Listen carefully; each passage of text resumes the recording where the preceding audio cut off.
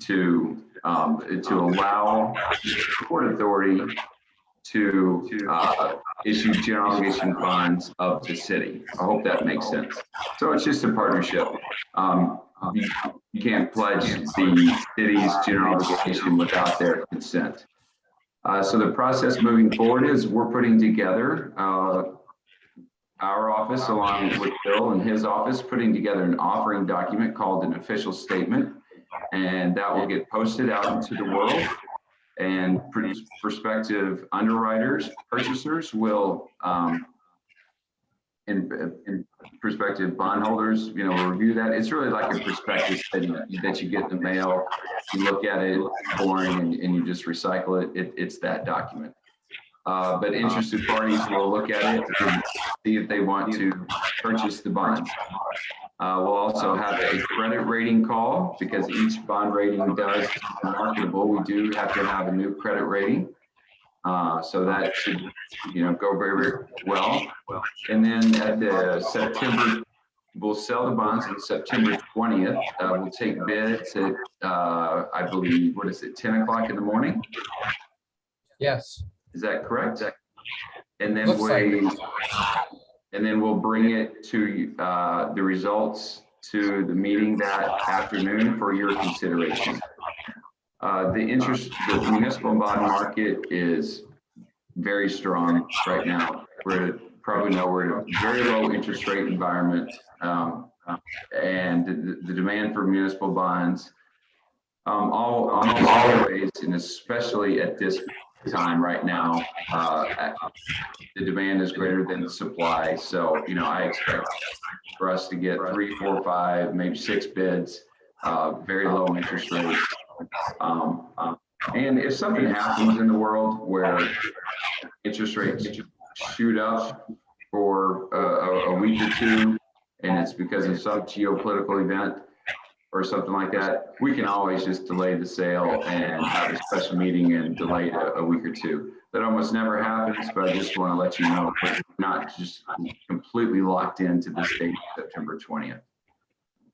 So it's a process that should just go very smoothly. We're expecting the city council to consent to the sale, and we'll just go from there.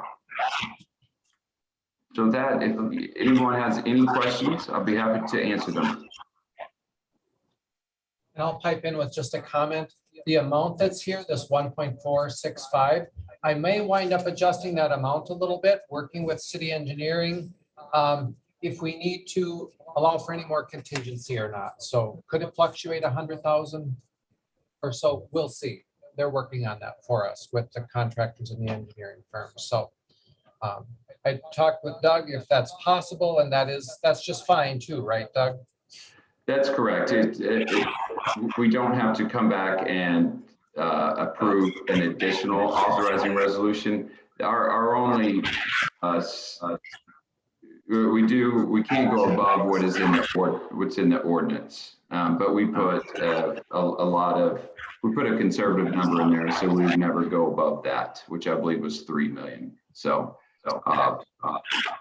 yes, that's perfectly fine if we end up increasing it a little bit. Anybody have any more questions? Thank you, Doug. We appreciate it. All right. Well, any further action need to be taken on that? Just approval of this resolution. Okay. Do we have a resolution to approve the bond issue? You do. It's in your packet here, but I can send you one right up here. So it's that heading there. It's the resolution. Okay. So should I read this? Yeah. Okay. Just the resolution authorizing. Okay. The heading of it. All right. So the resolution would read, whereas the board, or no, just the bold. Just Oh, okay. That's okay. That's fast. Makes it much better. Yeah, I was gonna say this is gonna be a while. So a resolution providing for the competitive negotiated sale of $1,465,000 of general obligation bonds, Series 2021A. Does anyone want to make such a resolution? I'll make that motion. Rebecca. We have a second? Second. Okay, second by Bridget. All in favor signify by saying aye. Aye. All in favor, same, or all opposed, same sign. All right, and that resolution passes. Thank you very much. There you go. All right. Well, thanks again, Doug. We appreciate your work. Thank you, Bill. Thank you And all. Doug, I will just give a little update of this to city council, but of course, there's no city council action, so the same information is in the council packet, just as an FYI, so. Perfect. Okay, everyone have a good evening. Thank you. Thanks. Thank Bye-bye. you. Bye-bye. So moving on to the 2022 Port Authority budget. Bill, if you would lead us into that, we'd appreciate it. Thank you, Mr. Chairman. Within your packets, I put together a proposed budget and a little memo that kind of went along with that. I was gone last week, so I wanted to get it out to you ahead of time so you can have a little time to look at it. Does anyone want a paper copy of that tonight? I did bring a few extra copies if you need it, so. Okay. So if you want to look at the budget document, it's the Excel spreadsheet that I printed off for you. And again, Clara and Jill worked on this budget, and then I kind of come in after they put in a budget request, and I'll look at how the levy fits in there and, you know, interest earnings, things like that, and kind of bring it out to a balanced budget. Overall, you'll notice within here, we have a property tax levy of 60,000. The goal, my personal goal, is to try to keep that unchanged this year. When I come before the council and the tax levy committee, we're going to see some other increases, you know, for projects that are already in the works as well. So just trying to minimize taxes wherever possible. So we have a property tax levy in here, and then the bulk of our revenue comes through rent for the CBHH facility. That's the Community Behavioral Health Hospital, as well as our farmland rent that we get from the farmers, as well as the I-94 Speedway. You'll notice in here, and I guess the rent is on a separate page, but you'll see the expenses for the CBHH facility completely balanced with that rent coming in. Now, often we don't spend all of that because we have capital dollars in there, and then they roll into a fund balance that is reserved. So, like I mentioned, we have a $60,000 levy for operations, keeping that the same of 2021 is what we'd be proposing. The rent is in there according to the schedule with the CBHH. That's the state of Minnesota, as well as estimates for the farmland rental. Economic development assistance area under the expenses. That's kind of just the general operation of the port. So a portion of Clara's time, a portion of Jill's time is charged there with related benefits. And then various supplies, auditing expenses. Clara has in here some professional services of 5,000 for some studies. You know, things come up during the year that we get asked to research. So it's those kind of things, researching a topic or some type of deal. Specifically the housing study this year. Housing study. Okay, that's specifically, you were thinking housing study. So 5,000 there for that. 11,000 down on the bottom is for our property taxes. Because we do pay property taxes on our farmland. CBHH facility broke out by, again, personnel at some of Jill's time as she works on managing that facility, charging her time there, as well as the various operating expenses. So we pay all those expenses and are reimbursed through the state of Minnesota with the rent. So that's kind of a high-level summary of that budget document. And you've probably noticed if you went through the cash projection, I have a proposal before you. Just wanted to kind of brainstorm it today and see what your comfort level is. So the dairy loans, so that we have with deed, they're structured as bonds. Those first payments start in 2022. Now, of course, the hope was that we would have some property sales and minimize any property tax levies on those. So to cut to the chase, I want to know your interest in using some of our cash balance within the port from land that we have sold and rolling that over into the dairy basically by making those first payments on those two. It's certainly an option we can do. and it gets to be roughly in that. So debt service on the demo loan, 79,219, and then the dairy loan at 34,615. Yeah, and then, like I pointed out, we did sell some land this last year to Carlton. So I wanted to just pick your brain a little bit, see how you guys felt about that, if that's a concept that you are interested in. I gave that cash projection to show at the end of 2021, it looks like from the Port Authority operating side, we'd be at 324,000, and then maintaining a $60,000 levy. And then if we were to contribute those towards those debt service, we drop down to 193,815 we're looking at. Then it it drops a bit more as we go out in years from there. These payments go for 13 years, so I just built in the first year at this point. We do need to levy for those, or if we see some development happen and are able to sell parcels down there to offset the cost and use that concept as well. The demo loan of 851,000, upon development, there is an option too of that being 50% forgiven by the state. Now we'll cross that bridge when we get there if we have development, if it qualifies, and if the state approves that, but at least that's an option as well too. So I also provided you some financial statements. I won't go through them today, but wanted to see, where we're at today. Certainly things are on track. The levies are coming in on track. Expenses are what we would expect according to the budget. So maybe I'll stop there for the moment, see what your questions and what your thoughts are of holding the levy stable and then contributing towards those payments. Yeah, thank you, Bill. I certainly like the idea of holding the levy stable. I know that's what the taxpayers, they like things like that. Or I should say we like things like that. And then I would be interested to hear the pros and the cons of using those proceeds to make the payments on those loans. Yep. It just buys us a year of not having to levy that, 79 plus the 35. So, okay. Because we would be increasing the property tax levy then for those amounts. And actually we would do a little bit more because you would levy 105% of what the payment is for that first year. So you start building in a cushion for any delinquents.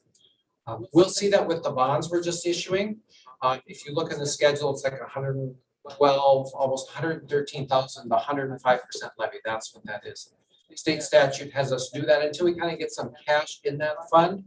That when you start accumulating a bit of cash, then you can adjust your levies a bit for those any delinquents, so that we make sure we have the funds on hand to make those payments.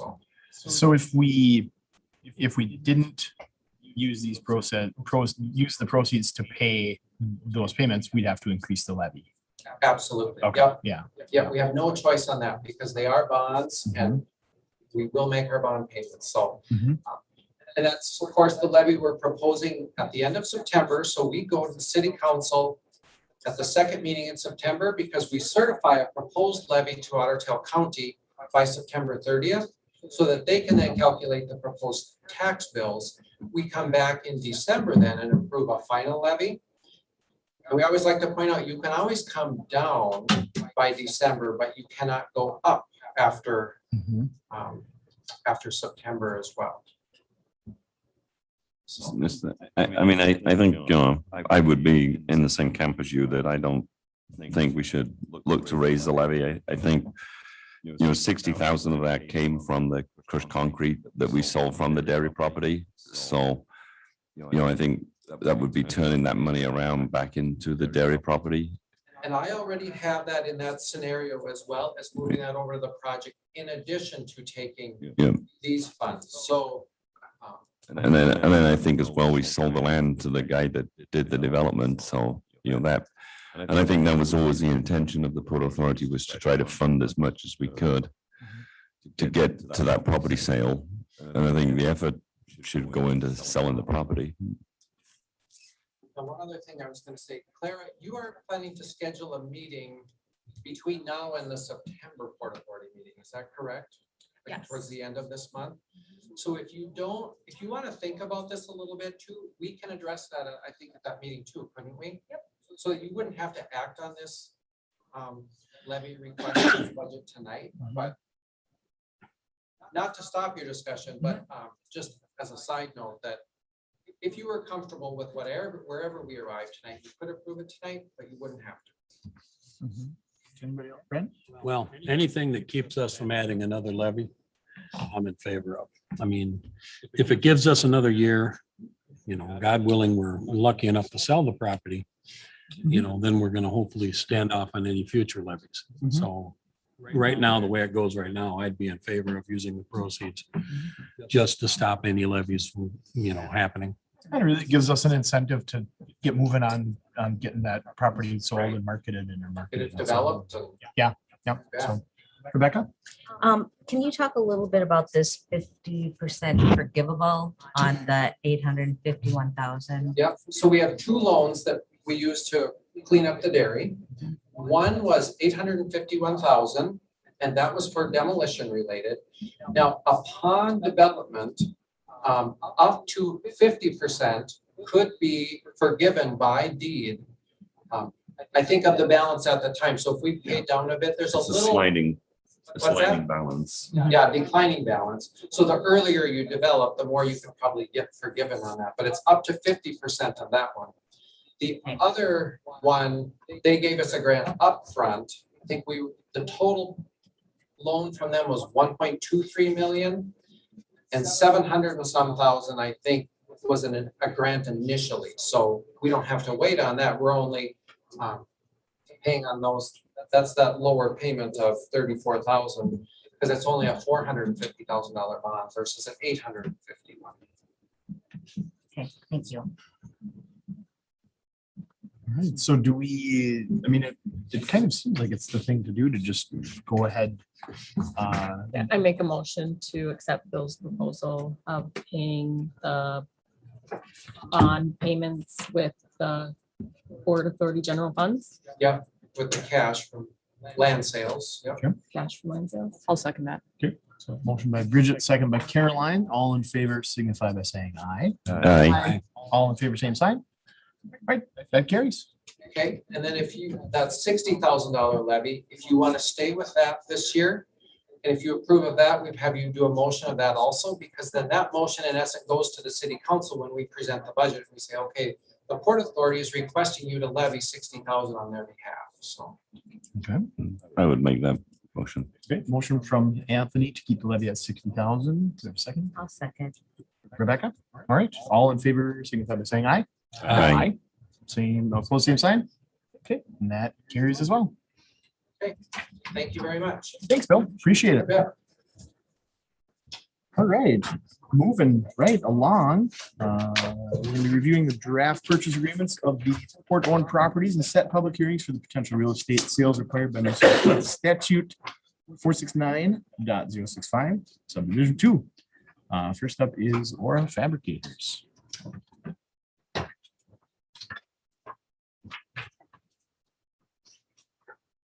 So there is not a ton of action to be taken beyond just saying that you've read and also agree to these purchase agreements. The buyers have also agreed to them. And the next step would then be to take it to a public hearing so that we can make the land sale official. So does anyone have any questions or comments about the purchase agreements? Rolf is also here. He can help answer. And Jasmine is in the audience as well. It's fairly straightforward. Yeah, I think it's pretty well straightforward. I think that one of the parties had indicated an interest in, kind of keeping the process rolling and then having a hearing before our next scheduled meeting. Yeah, that is correct. So there is a request in to hopefully try to do a public hearing maybe before the end of this month, or at least definitely before our meeting in September. But looking at the calendar, I think with notification time, the 30th or the 31st would be ideal dates. And we could even roll in Jasmine's at the same time and just do 2 public hearings one night. It probably would take us, I don't know, a 15-minute meeting. So do the 30th or the 31st, anybody have any conflicts? I'll be in Vermont. You'll be in Vermont. Okay, so no Rebecca.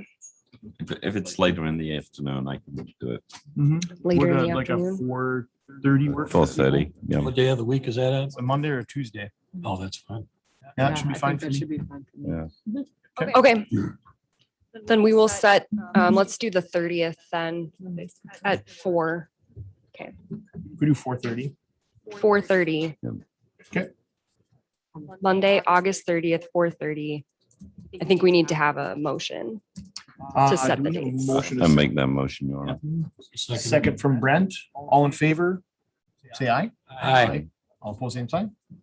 All right. Where is virtual attendance possible? Not for a public hearing. No, no, unless you have a medical exemption. I'm not planning on Oh, wow. it. Except for I noticed no one's sitting near me, so I don't know. Yeah. All Oh, right, stop. so, okay, so we will have that then the 30th at 4:30. So, okay. We've got the motion. Do we need any further action on that right now? I think that's it. Okay. Yeah. All right. Rolf, anything else? For both transactions. Both transactions. You're covered. Cool. Great. Thanks, everyone. And then now we'll segue right into our international drive discussion. Yeah, you guys are not very talkative tonight. I thought some of these things would take us a little bit longer, but that's fine. I'm gonna pull up a map really fast. One sec. Actually, could you please? It's, I think I have it pulled up.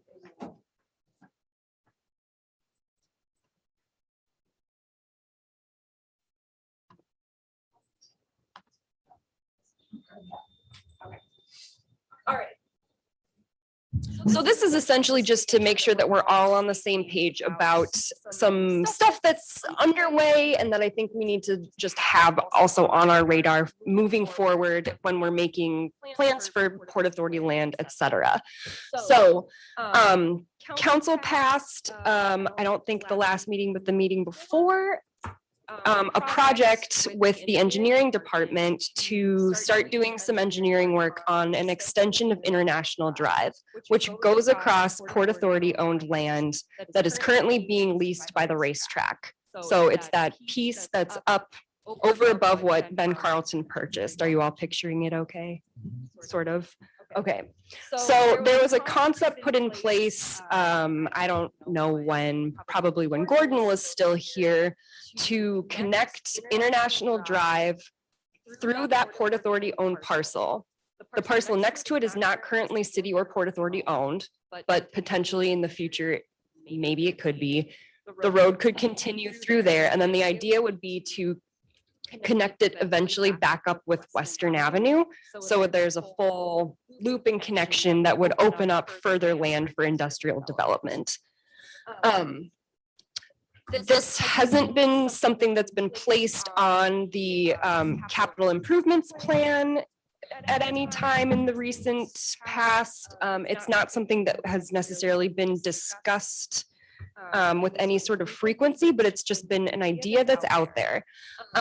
There was recently a business who was looking to potentially purchase space in town, and they thought this would be a good place, which would sort of expedite the process of building that road.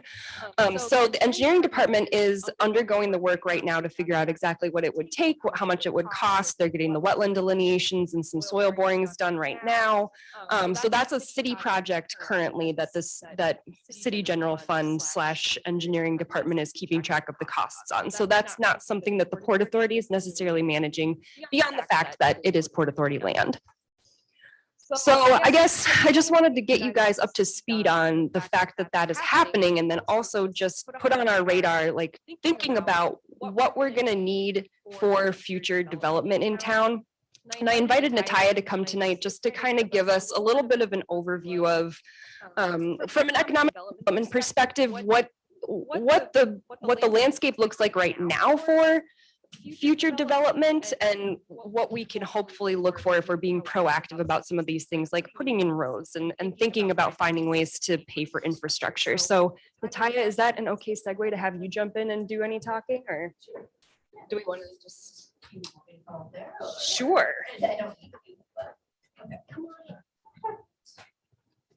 Thank you.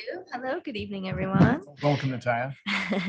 All right, so just in general, across the board, anytime that publicly owned land you can start making those public infrastructure improvements and land development to segue into land sales for development, especially for commercial use, that there's a better return on investment rather than tax subsidies, tax incentives and other subsidies. And the fact that we already have one potential interested party that I think is really important for us to at least start exploring that concept. You can obviously increase your sale price for those lots if you already have that public infrastructure in place. Not that it would necessarily be shovel ready, but it would be very close with utilities and the road improvements already on site. So that's important, but aside from that, it's really crucial because that's going to help us with attracting other industries. So that particular parcel could be, sectioned off into 2 or more potentially different parcels to attract multiple manufacturers. So if we could even have 1 or 2 properties that adds to the industrial park, that's obviously going to put that property on the tax roll. It's going to increase the tax base, provide new industries that everyone really wants in this community, or that's what they tell us, more jobs, whether we need them or not, potentially higher paying jobs. And just something more anecdotally, within the last week, I've received 3 very serious inquiries from metro area manufacturers that really want to consider Fergus Falls. Okay, we'll take it. So those, I mean, that's really critical just right now. We are in a really good period of time where people are interested in coming to Fergus Falls. They want to start up businesses. There's money, there's incentives outside of tax, subsidies for them to do so. So I think that we should really leverage the opportunity and explore that conversation further. Tell them we said yes. I have a question for Bill. Yep. I've been hearing that the ARP money is probably going to be designated for infrastructure spending. Yep. Is this something that? Yep, that this could is one of the projects that we've kind of earmarked a possibility of that. You can use it on water and sewer infrastructure. You can't use it on the roads or the stormwater, but hey, at least water and sewer, that's a portion, so. Yep. Yeah, and with the BD. Sorry. And then with the BDPI, that's business development, public infrastructure, that's through deed as well. There's a 50% cash match option with that. There is a rolling application period with that, but generally, for Greater Minnesota, there are right now only $3 million available in that pot, and it's first come, first serve.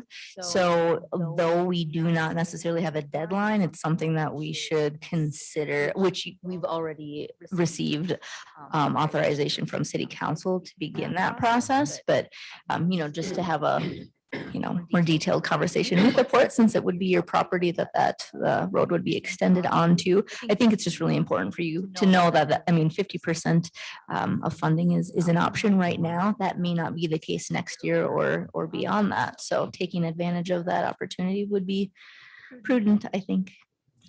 Yeah, thank you.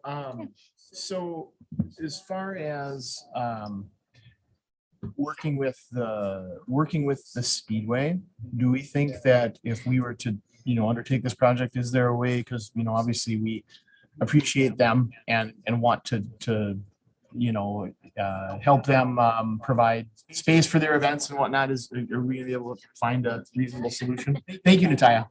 Yeah, thank you for bringing that up. That was going to be my next point. So yeah, this full parcel is being leased by the racetrack right now, and they have in the past, as you're aware, expressed interest in purchasing that full parcel.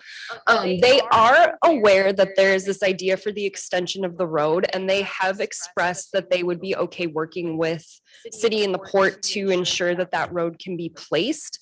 The question right now is, where will the road be exactly? Because if you see the wetland in there, yes, thank you, Karen. That needs to be delineated so we can figure out exactly where that curve of the road can hit. So right now, this is all just very conceptual. But in talking with representatives of the racetrack, they would want to have some input into where the road would be. So we kind of need to figure out like, what do we see as the highest and best use of this parcel in the future? Is it splitting it in two and having racetrack owning the piece up top and then having it available for some sort of like manufacturing growth down below? Or we need to talk about what we would want that to look like moving forward. So my suggestion is that we allow the delineation, et cetera, to happen so we can kind of get a clear view of where that road would need to fall to fit the space well, and then maybe have some conversations both with the racetrack and then also internally with the port about how we want to see that land being used. You know, I think we should also look at, like, as you say, best use, but also kind of best return. I mean, because, you know, if we're going to put this money into a road, then it needs to create permanent jobs and permanent tax base. And obviously a building and jobs would obviously pay more than a campsite.